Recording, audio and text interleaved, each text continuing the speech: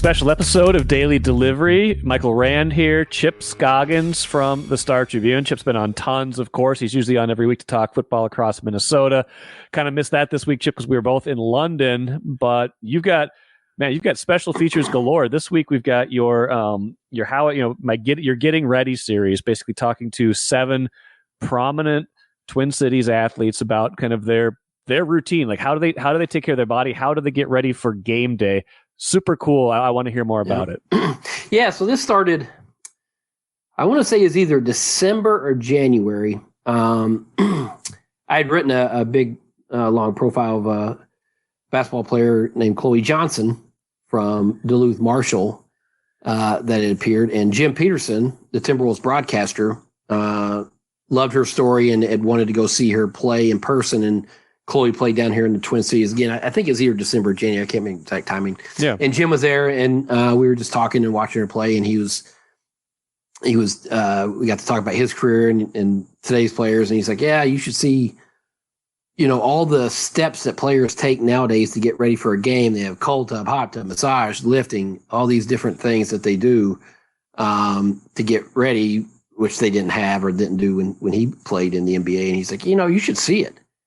And the more I thought about it, I was like, I want to ask if I can see it. I should see it. Yeah, I should see it. Right. Yeah.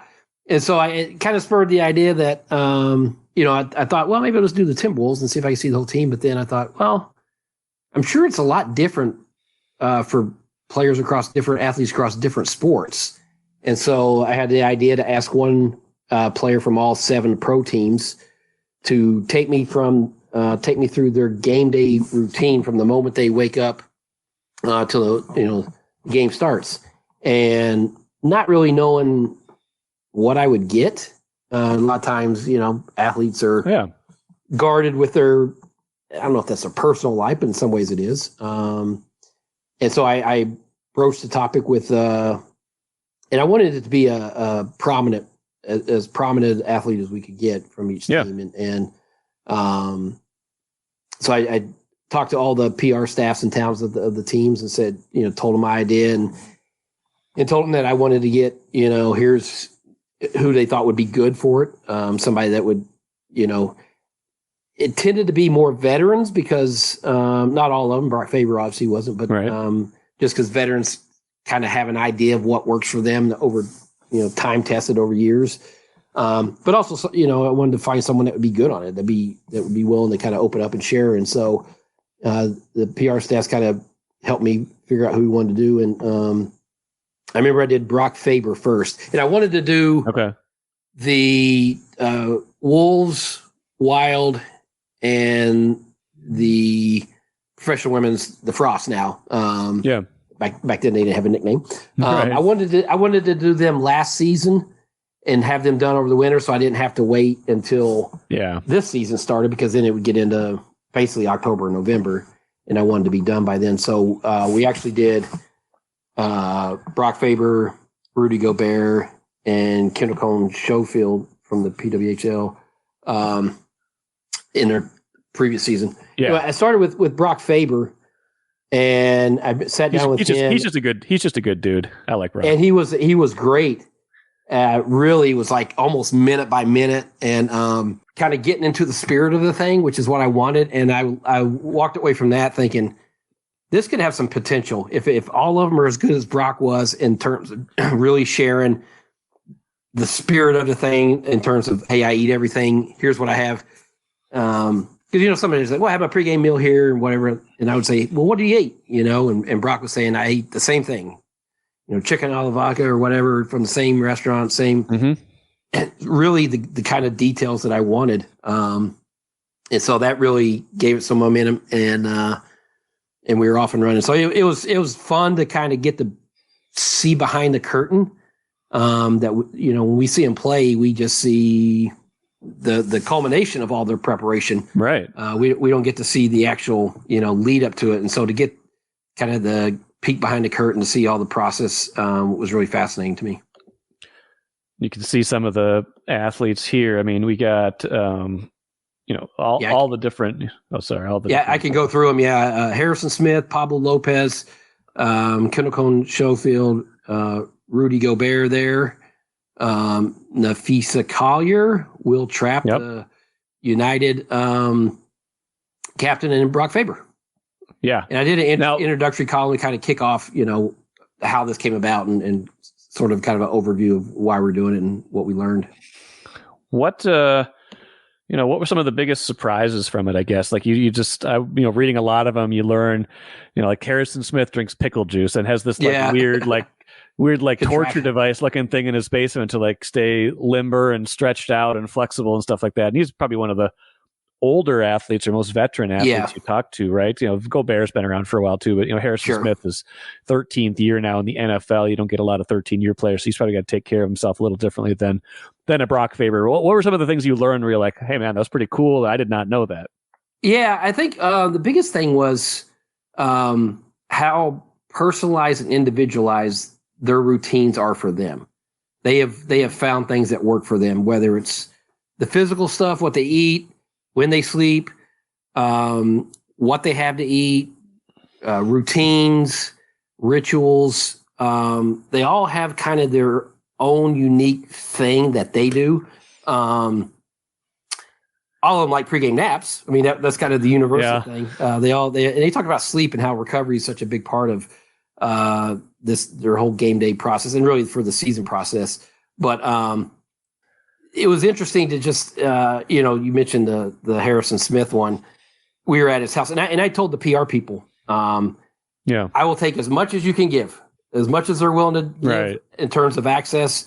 We would love to be able to see it. I know I can't, there's some spots we couldn't get in because it's off limits for, like the Twins clubhouse. We were not going to be able to go back in the training room. But, like Harrison allowed us to come over to his house. It was the day of the preseason game at home, and I'm up. I was upstairs talking to his wife because she's from Tennessee. I was Tennessee. We were just kind of and I heard some noise downstairs, and Carlos Gonzalez, our photographer, was with me. So I go downstairs, and Harrison is hooked up to this. It's called a Pervillo, and it looked like a medieval torture rack. You're being cornered, like your arms and legs are being stretched. And I'm like, what in the world is this? And Harrison said, I put it together. I saw it online. I was just kind of online one night. I saw this, and he said it's unbelievable. It helps him with flexibility, with stretching, with weight train, or with strength training. And he just swears by it. And he kind of showed us it's basically 4 posts. His arms and legs are bound, and they have pulleys on him with weights, and he can. Actually, he has his body off the ground. He's laying on his back with his body off the ground. He had a TV attached to it, so he can lay in that position and watch TV. And he does this before games to kind of help him stretch out. And he also, to stay loose, swings a golf club. So we went into his backyard, and he had some chip shots in his backyard. Kind of, he's 30 whatever years old. 34, 35, I think, almost, and 13th year. And, the routine's different for him than when he first came in the league. He said when he first came in the league, he would not get on the field before team warm-ups. He didn't need the individual stretch, didn't need to do a lot of stuff. Now, because he's older and been in the league a while, he needs to do that. And so I just found it interesting that each little kind of set of step-by-step things that each athlete does to get ready. And probably the most detail was Pablo Lopez. I mean, essentially, before on his days that he starts, basically 4 hours are accounted for leading up to first pitch, almost by the minute. And if the game starts at 7:10, he's adamant that he throws his first pitch at 7:10. He said, some guys will throw it at 7:11, some are 7:12. I wanted it at 7:10, and so he calls it reverse engineering. He starts the night before when he knows what time the game is, because obviously the Twins play at different times of the day. And for each of them, I said, let's pretend it's 7 o'clock start, as close as you can get, 7 o'clock. So they reverse engineer, and he figures, okay, I got to get to the stadium at 4. And here's, almost by the minute, he goes through this just elaborate routine to get ready to pitch. It's kind of funny. I was rereading something I wrote about Pete Rose several years ago after he died, and he was talking about how, like, in the off season, all he would ever do was play basketball. That was like how he stayed in shape, and he was like, he wouldn't pick up a bat until he got to spring training. Like how much of what players do right now is science? How much of it is superstition in terms of like their routine? Well, I think it's probably a healthy mix of both. Pablo Lopez, he talked about the circadian rhythm, the body clock that you have, and sunlight exposure is an important part of that. So on days when he starts, he has like a special light, right? Yeah. So he said on days when he starts, he goes outside. If it's sunny, he sits out there for 10 minutes just to get the sunlight exposure, get his body going. On days, if it's cloudy or rainy or whatever, when he had special lights installed in his kitchen, he goes and sits under them. Rudy Gobert talked about the brain activity when you first wake up and how he doesn't think it's healthy to start scrolling through your phone. He needs to let his brain wake up, so he doesn't look at his phone until after he has breakfast, and he drinks he told me he has a warm glass of water when he wakes up. And I'm like, warm water? And he's like, good for the kidneys. Flushes out the kidneys. So it's gross though. Yeah. So water just like, yeah. I know. So, but they each, Harrison Smith loves pickle juice, and not the sports kind that, is now it's mass produced. He drinks it. He likes the jar of pickles. It's funny. One of the last games after I'd done all the interview and turned it in, I saw there was a jar of pickles in his locker. He said, you'll see the pickles in the jar and no juice. He just likes the original kind. And so they all, Wil Trapp, the United captain, he takes a 10-minute shower in total darkness, and he prays. Falling down. Yeah. And he just sits there. That's his time where he prays before he goes to a game, and it's total darkness in the shower. And so, it was just to hear those kind of that level of detail. And I think Gobert or Lopez has said, is it a routine or is it a ritual? It's just, it's something that they do. But the thing that I found interesting too, Mike, is a couple of them, Collier, and Kendall Coyne, Schofield, have they used to be very ritualistic. I got to do this. I got to eat this. I got to, and Collier said it almost became not debilitating, but it became so much that if she had a bad game, she worried, did I have the right sandwich? Did I not park in the right spot? And she said, if me playing good comes down to what kind of sandwich I had, if I had the same sandwich, then I'm not a good player. And so she kind of broke free of that. That's good. Ritualist. And she still has some, but in Kendall Coyne Schofield, the thing that changed her is having a kid. And she said, when you have a baby, your life gets turned upside down. It's like you don't have structure, Yeah. And so she, used to like, okay, I have to nap from here to here. Well, when you have a baby, that's not always possible. And I love my conversation with her because she talked about her husband was an NFL player. I think he's recently retired here, but he was with the Detroit Lions last year.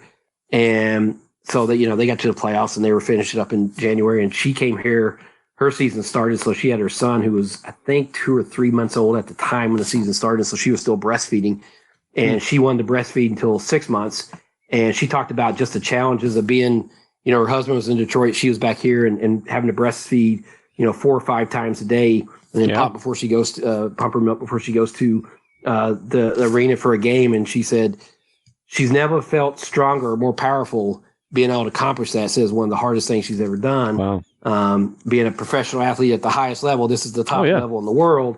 And, you're having this challenge of a physical challenge that she's dealing with too. And so, I mean, I just thought, I love the openness that she was willing to. Yeah. She's like, is this too much? I'm like, no, this is what people want to hear. This is what, this is what you're going through. This is what you had to deal with. And this is, part of your life that, that you're doing while trying to be at the top of your game as an athlete. So I appreciate just really all of their openness and candor and willingness to share, everything about what they do and what they kind of go through to get ready to be a pro athlete. Well, yeah. I mean, Collier's obviously a fairly new mom too. Like, there's women at the top of their profession, and a lot of these guys you talk to are dads. Harrison Smith's a dad. I'm sure some of the other guys you talk to also. I think Pablo Lopez has kids, right? Yeah. But it's probably a little bit different. I'm not going to lie; it's a little bit different when you're a dad than a mom. The physical demands are just not the same. So 100%. For them to be able to do that is amazing. So Kendall, when I said Kendall Coyne Schofield told me, like, I saw her at that, we went to the game she was at, and she stopped me, she came out, she's like, mom's stamina is different than being a pro athlete stamina. It's totally different. And I'm sure all the moms out there understand it. And So I loved hearing that. And, I loved all the kind of, I don't know if they're quirks, but the different things that they have that are part of their routine. Watch your dreams and savings grow with Royal Credit Union's 4.25% annual percentage yield 12-month certificate. Open now at any Royal office or online at rcu.org/certificate saver. Early withdrawal penalties could reduce earnings and principal. APY accurate as of 2/1/25. Insured by NCUA. Well, a final thing. One thing you wrote was that some athletes asked you, like, what do these other top level athletes do? That struck me as being pretty cool. Well, I think one of the reasons that the athletes were so forthcoming and because it wasn't just about them, it was a group thing and some prominent athletes in this market. And so I think they really appreciated that it was a group that all of them were sharing it. And, I told Harrison Smith that because he, before he goes to the stadium, he does a bath and a shower, kind of alternating between hot and cold. I was like, I was talking to Wil Trapp. He shared that he takes a shower in total darkness. He's like, total darkness. I think I'm going to try that. And so it was interesting. And we kind of shared like, he said he takes a shot of Tabasco sauce sometimes. And Napheesa Collier, she does a shot of coffee creamer before the game. So, and I was sharing that with them, and they were just, that's interesting. Maybe I'll have to incorporate that too. So I think just the fact that there were 7 of them, and they were curious about what others were doing. Yeah, I think that kind of helped them share and be willing to kind of put things out there that if it was just them, I said, hey, I want to see yours. They probably still would have, but I think the fact that we had such a variety of different processes to get ready on a game day really made it pretty fascinating.